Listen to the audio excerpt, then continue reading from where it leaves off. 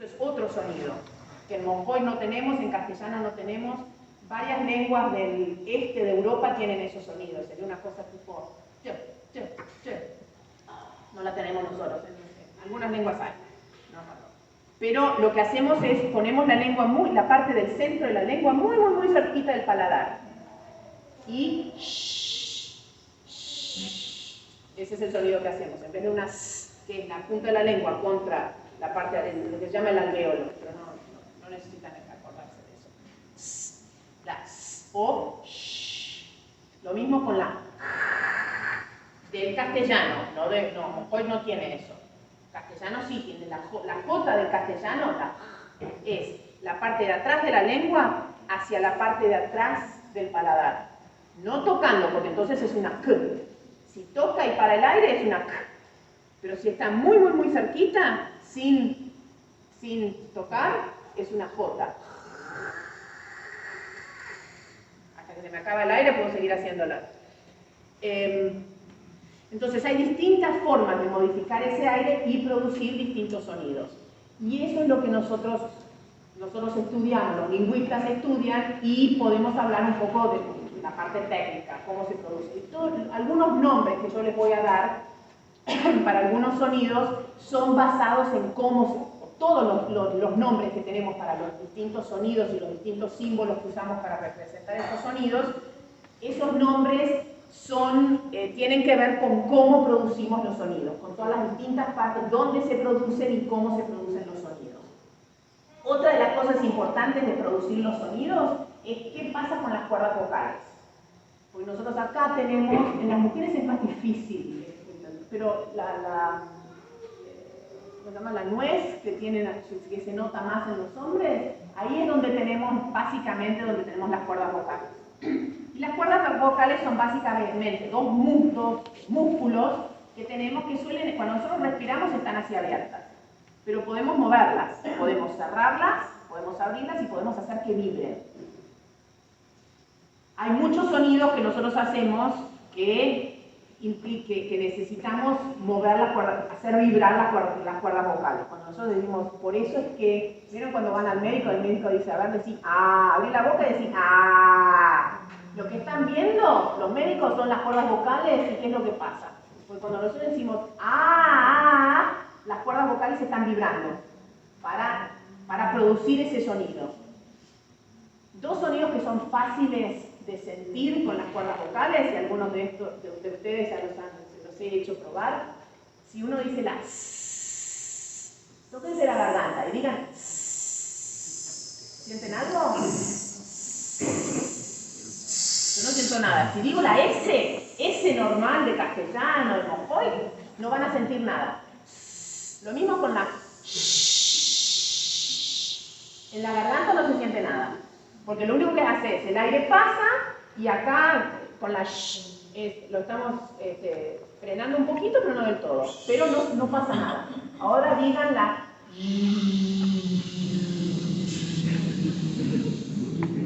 si lo dicen lo suficiente, les va a empezar a vibrar el cerebro, no solo la cuerda vocales. Porque bueno, lo que ustedes están sintiendo es que lo mismo están haciendo en la parte de la boca, están haciendo lo mismo que con la sh. La única diferencia es que con la sh están haciendo vibrar las cuerdas vocales. Fíjense también cómo ninguno pensó, uy, voy a hacer vibrar mis cuerdas vocales. Uno lo hace automáticamente, ni pensamos que hacemos vibrar las cuerdas, lo hacemos porque es lo que aprendimos. Pero lo que está pasando es las cuerdas vocales están vibrando y muy rápido. Y eso es lo que produce ese sonido. Y es la diferencia entre una s y una z, o una sh y una i, una p y una b. La diferencia es la p, no vibran las cuerdas vocales. La b sí vibran. La T y la D no vibran. La D sí vibran. Cuando lo prueban, siempre si prueban con las vocales, existen las vocales lo que se llaman sordas, o sea, sin hacer vibrar las cuerdas vocales. Son muy difíciles de escuchar.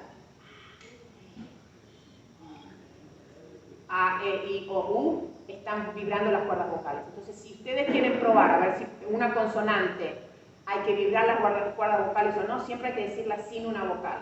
Porque para la vocal van a vibrar porque, por lo menos en castellano, en mojoy, las vocales son sonoras, o sea, se hacen vibrar las cuerdas vocales.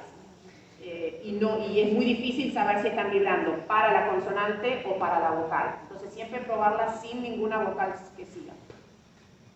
Son sordas, no se vibran las cuerdas vocales, pero B, D, G sí vibran las cuerdas vocales. Ya que estamos hablando de las cuerdas vocales, el glótico que teníamos antes.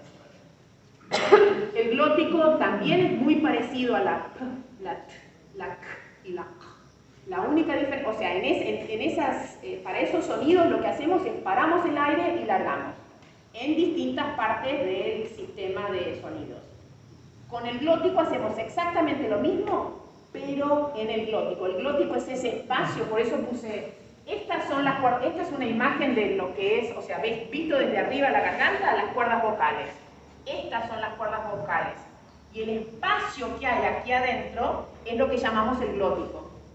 Entonces, para producir ese glótico que tenemos en mojoy, lo que hacemos es, las cuerdas vocales están abiertas. Están abiertas y el aire sube y baja, sube y baja. Para producir el glótico lo que hacemos es, cuando está saliendo el aire, cerramos las cuerdas vocales.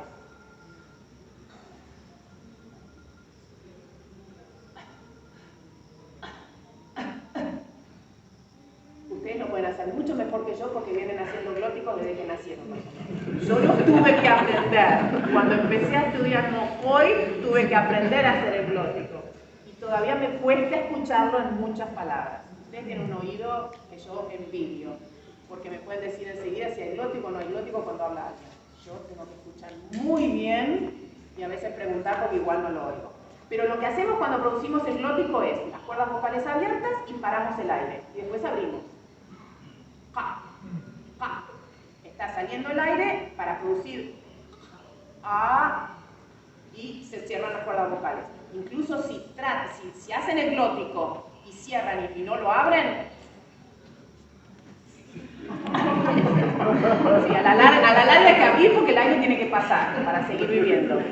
Pero se siente, van a sentir esa tensión que es las cuerdas vocales cerradas y el aire tratando de pasar. Pero ese sonido que se hace cuando se cierra y después se larga el aire, eso es el glótico. Que es, de nuevo, es igual a una P, una T, una K, una Q. Solo que hacemos lo mismo, pero en el glotis. Cerramos las cuerdas vocales y abrimos. Pero es un sonido muy importante en mojoy que no se puede no representar porque hace gran diferencia. No pretendo que vean todos los símbolos, lo que yo quería mostrarles es, esto es la representación, o sea, esto es el alfabeto fonético internacional. No pretendo que vean todos los símbolos, yo esto se lo voy a dar también a ver y lo puede distribuir. Pero yo quería que vieran, y no es totalmente completo en el sentido que no tenemos un símbolo un símbolo distinto para cada sonido. Algunos sonidos se representan con un símbolo y alguna cosa extra. Entonces, por ejemplo, hay muchas lenguas, incluso lenguas indígenas, algunas de Argentina también, que tienen estos sonidos.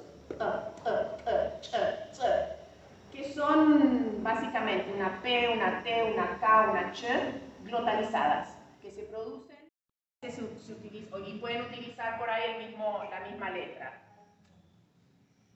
La H en mojoy, por ejemplo, no figura a principio de palabra. No parece haber ninguna palabra en mojoy que empieza con esa H, con la. Sí está a principio de palabra, perdón, en mitad de palabra, en el medio de palabra. Por ejemplo, Najo tiene esa, que no es una J.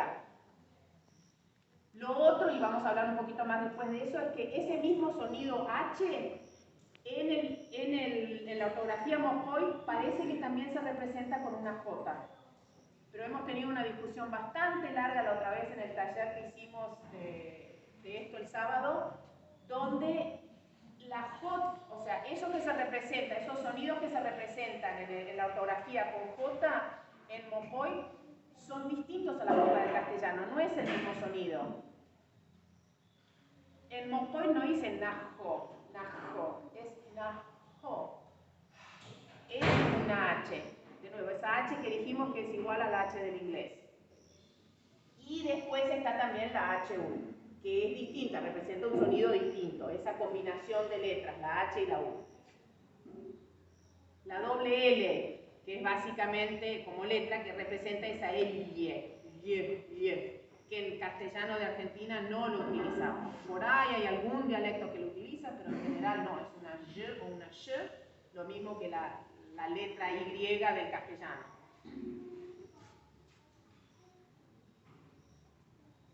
La P, la Q, la Q, la R, algunos ejemplos con esas letras y esos sonidos. Acá es donde tengo los mayores huecos. Esta es la V que yo les decía que es parecida a la de castellano cuando está en medio entre dos vocales. Así la representamos en fonética, es lo que ustedes representan con la B corta. V, V. O el sonido, perdón, la ortografía de Moscoy representa con la B corta. La V, la Y, perdón, la V, la Y, la Y y el glótico que no se puede olvidar.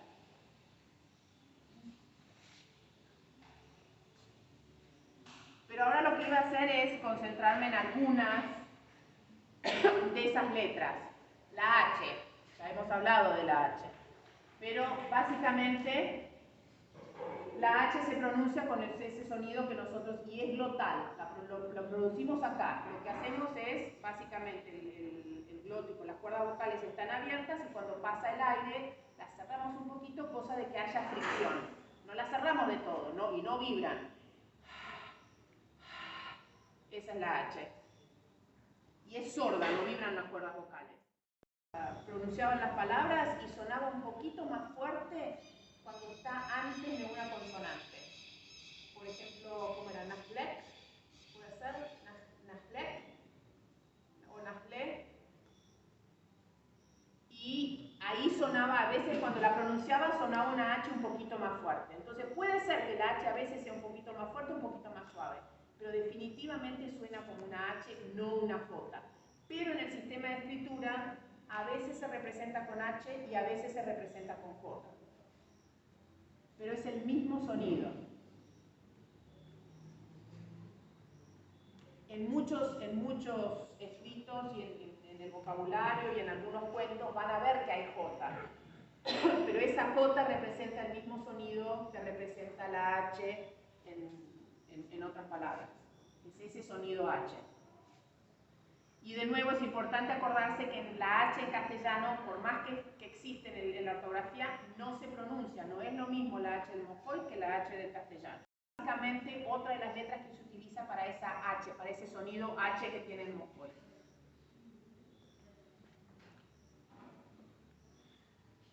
Y es distinta de la HU. Recuerden que hay algunos sonidos en Moscoy que se representan con letras dobles. La QU, la CH, la SH, y un sonido que en el AFI lo representamos con una W. Es el mismo sonido que tiene el inglés con la W, la W.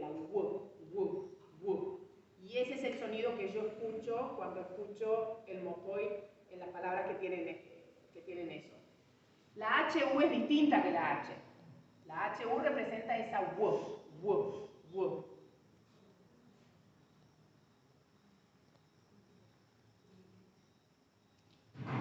Es de nuevo la W del vocal. Es muy parecido al sonido de la vocal U. No es exacto, es como si fuera una U, pero que funciona como consonante. Es un sonido muy parecido a la U, pero como consonante, no como vocal.